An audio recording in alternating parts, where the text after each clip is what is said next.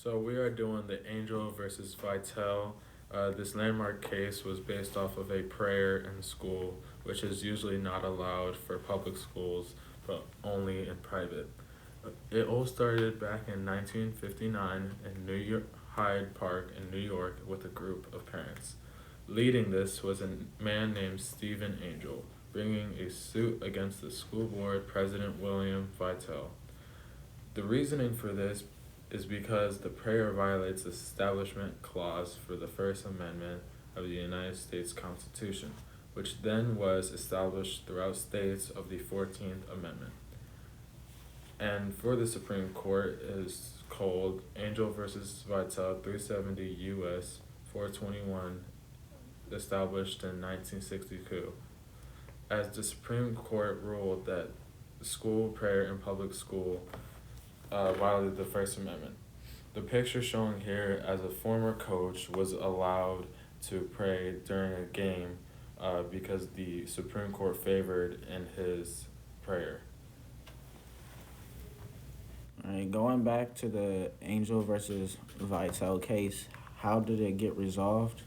The court ruled that the constitutional prohibition of laws establishing religion meant that the government had no business drafting formal prayers for any segment of its population to repeat in a government-sponsored religious program. And how this case got resolved was it ended in a 6-1 decision for Angel. So Angel won the case 6-1 votes. And in the picture that's up on the screen, what happened was a football coach was praying at the 50-yard line after every game, and it turns out that it was violating the praying or like the school rules. And so after that, the coach received a violation and was fired the next year and wasn't the football coach anymore. So that's what happened for him praying after every game when he wasn't supposed to. I believe for students that have to go pray, especially for Muslim students during Ramadan, they have to do wudu first, and that's washing themselves.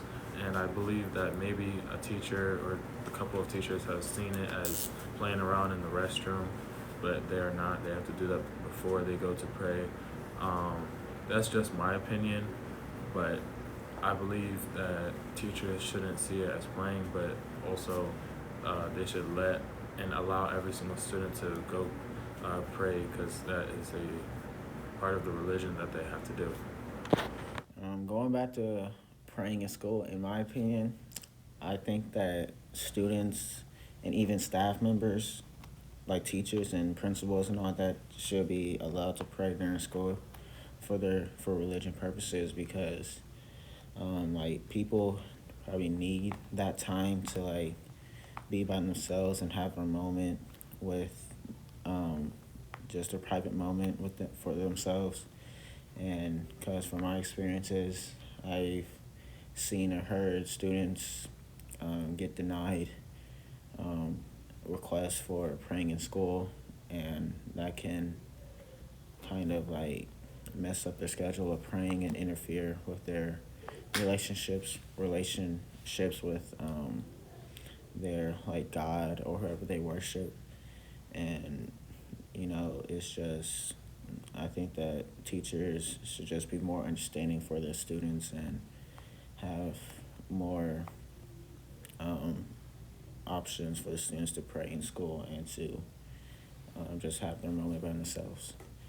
In conclusion to this whole video, me and my partner thinks and feels and believes that kids should have the right to pray in school and should have the right to just have their private moment by themselves, and whatever the teacher or any other students feel, they should just keep that to themselves and just let the students have their moment to themselves, because like we said earlier, that students and kids of certain religions not being able to pray in certain parts of the day and in certain parts of the year can you know, just throw them off and just like not follow certain guidelines within the religion. And I think just schools across the country should just be more considerate, be more open-minded, and just look at it from the kids' perspective, and just let the kids pray in school when they need to, when they want to, and yeah.